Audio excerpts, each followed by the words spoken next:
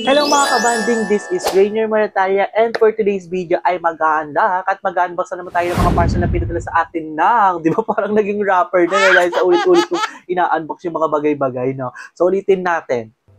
So mag-unlock at mag-unbox na naman tayo ng mga parcel na pinadala sa atin ng mga collabs natin. So yes, tama kayo na narinig, mga collabs. So pagsasama-samahin ko na yung mga ibang collabs ko sa kayo binili kasi sobrang dami na ng iba. Nagpatong-patong na siya. So per batch na lang ang gagawin ko, hindi na per isa. Kasi dati, ang ginagawa ko is kada isang product or kada isang brand is inaano ko siya, iniisa-isa ko siya. So ngayon is hindi na kinakaya ng powers natin nga dahil nga sobrang dami. At isa din sa natutunan ko yon yung bagay na ano yung natutunan mo? Hindi ako ng isang natutunan na napanood ko doon sa may pinaka-video sa TikTok is, ang sabi niya is, quality over quantity. Ako kasi parang gusto ko, maraming video, upload lang ako ng upload ng video, to the point na nako-compromise na yung quality, meaning, hindi ko na siya nakakabog talaga. Alam ko naman na maganda yung pinaka-video ko, pero hindi ko na siya nalalagay ng full na sound effects, di ko nalalagyan ng background music kasi minsan mahirap din ng background music kasi nga baka mamaya nasig ka copyright. So kaya hindi ko siya masyadong nilalagyan ng background music, kaya mga ano lang, dull lang siya. Pero yung mga sound effects which is dapat lalagyan ko lagi, ganun, hindi ko siya nalalagyan, pati yung mga text kasi minsan tinatamad na ako, mga first part lang okay na yun, the rest wala na. Bakit ganun? So, eto na nga sila guys, yung mga parcel na pinadala sa atin. So, kasama na din dito yung binili ko dahil i-unlock ko na siya at i-unbox na nga natin siya per batch. Dahil nga, sobrang dami nila. Gusto ko pagsabay-sabayin na lang talaga. Anyways, mga kabanding, ang thought din natin for today's video or ang topic of the day natin is the perception and perspective. O, So, sa hindi nakakaalam, meron akong ginawang video na nakaraan habang nag-unbox ako. So, ganun na yung amats natin every mag-unbox tayo para naman magkasilbi yung video natin. Hindi lang puro unboxing lang. Ano, flex mo lang yung item. Char. So, yung nakaraan is about sa anticipatory grip. Anticipatory grip. Sino nakakaalam nun? Comment down below. Hindi nyo pa panoorin nyo na lang dyan or after ng video na to. So, mag-start na tayo at mag-unbox muna tayo at mag-unlock ng parcel. So, intro muna. Intro, pasok.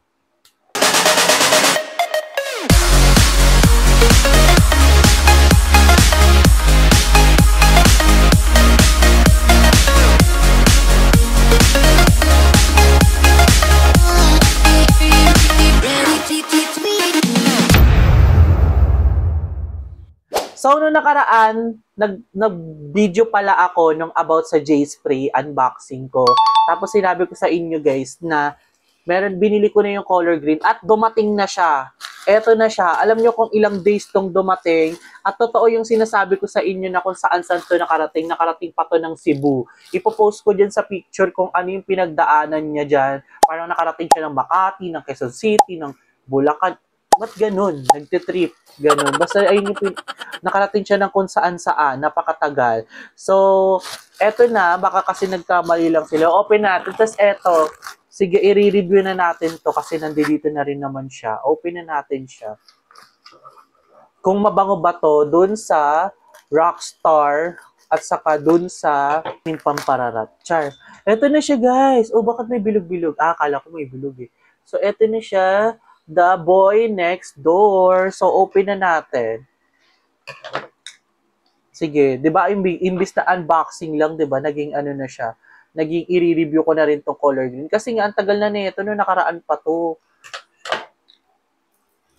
So, i-review na natin talaga siya. Wait lang. So, eto na siya, spray natin.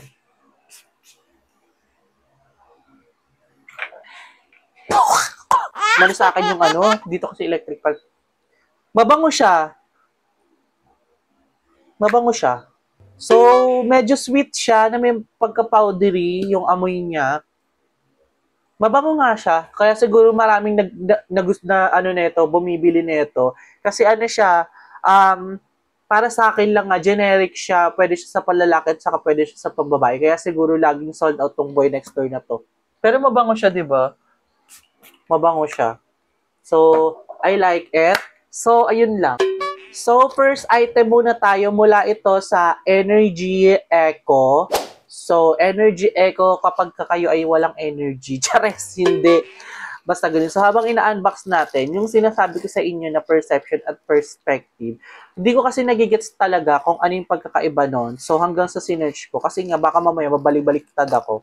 So, parang yung perception, this one, nakalagay dito, perception is the process by which we interpret, and make sense things of information. Basta kung ano yung nakita nyo dun kung ano yung perception mo, kunyari, kumbaga parang installed na siya sa brain mo na, kunyari, this apple, pag nakita mo na, pagkapulang-pula siya, ay, ang perception ko, possible na masarap siya, ganun, automatic na siya na ganun yung mo. Kasi yun yung nabasa ko dito. So, kunyari, ini-interpret na talaga ng brain mo daw kung ano yung naisip mo. Parang, uy, masarap pala tong apple na to, ganun. Tapos yung perspective naman, depende yon sa kung ano yung perspective mo sa isang bagay kahit hindi naman ayon. Parang ganon. So example, ako favorite ko is longganisa, ganon. Tapos mayroon akong kakilalang ibang tao na ayaw niya ng longganisa kasi ang perspective niya doon, naiisip niya na bituka daw ng person. Huy, bakit gano'n?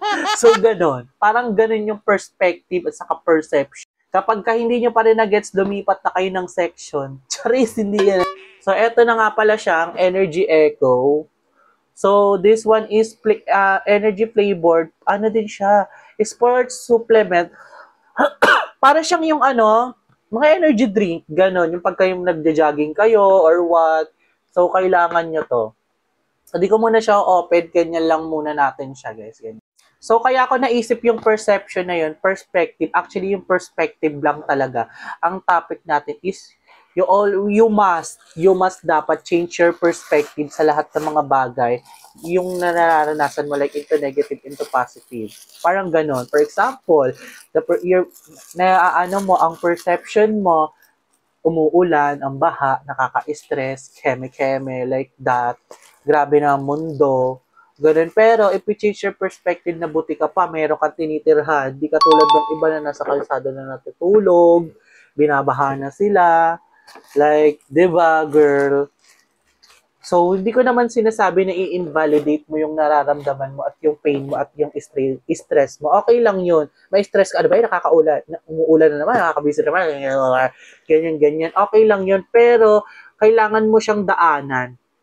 Kaya nga, nung meron nga akong isang napanood na palabas, kung napanood nyo na siya, basta, parang siya, podcast siya. Ang sabi doon is, fail more and fail faster. Ibig sabihin kasi, kapag ka nagkakamali ka, doon ka natututo eh. Doon ka natututo. Pero make sure na, pag nagkamali ka, make it faster na matututo ka din, hindi lang nagkamali ka. Tapos, ganun pa rin yung ugali mo, di ba? Masama pa rin ugali mo. Hindi ka na nagbabago, ganun. AB ka pa rin, ganun. Charot. Kaya dapat, parang ang maganda lang din dito is parang magiging grateful ka rin sa mga nararamdaman mo or nararanasan mo or nagkakaroon ka. Kahit na, kasi di ba tayo kapag sa sobrang gusto nating marami tayong gustong mangyari sa buhay natin, ay gusto ko ganito, ay gusto ko milyonaryo ko, ay gusto ko bilyonaryo ko, hanggang sa nakakalimutan mo na yung positive na nangyayari sa buhay mo, like healthy ka, like gano'n. Yung mga ganong atake, like okay yung family mo, nakakakain ka 4 times a day, 5 times a day, yung nakakalimutan mo siya kasi nabablindsided ka na ay, ang goal ko, gusto ko yumaman, gusto ko mag-billionaire. So, ayun, parang you should change your perspective ng ganun. Pero hindi ko naman sinabi na wag mong anihin yung goal mo at hindi ka na magsumika. Go pa rin. Pero wag mo lang stressin yung sarili. Don't be hard on yourself. Kasi ganun din yung ginagawa ko sa sarili ko. Na nagiging hard din ako. Kaya, hardware. Hindi.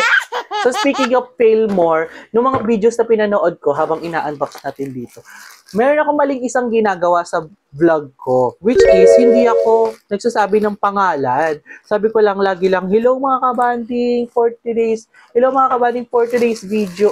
O sino ka? Hello mga kabanding, for today's video ay Hello mga kabanding, for today's video ay Hello mga kabanding, for today's video is Hello mga kabanding, for today's video ay mag-aalak at hindi ka nagpapakilala. Bakit puro ka lang hello mga kabanding? Sino ka? Buti pa yung mga sikat na mga vlogger like sila Ivana. Hello, this is Ivana Alawi. Buti pa sila nagpapakilala. Ikaw, wala ka namang followers, hindi ka nagpapakilala. So, that's the example of I failed. Pero nung na-realize ko, natuto na ako. Tingnan mo yung intro ko kanina, nagpakilala na ako, di ba? So, ito na yung product natin for today's video. Yung pangalawa, this is from, wait lang, hanapin ko muna kung saan to. This is from Zing Yuan Shop. So, shop lang siya sa may TikTok. So, parang personification lang siya na shop. Ganon. Hindi siya brand talaga. So, this one is parang Tupperware siya. So, excited na ako. Open na natin siya. At, oh my God, it's so beautiful. So, ito na-open ko na siya. It's so cute, guys. At saka tignan nyo naman.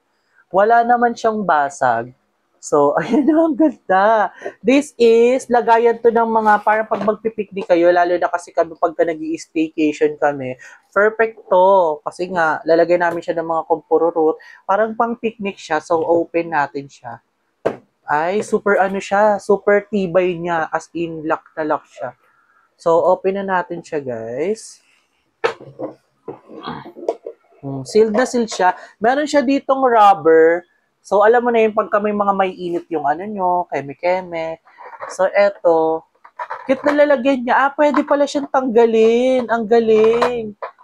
So, ibig sabihin, bukod dito sa lalagyan na to, pwede nyo siyang lagyan ng kanis, pwede maglagay ng kanin, pwede maglagay ng ulam.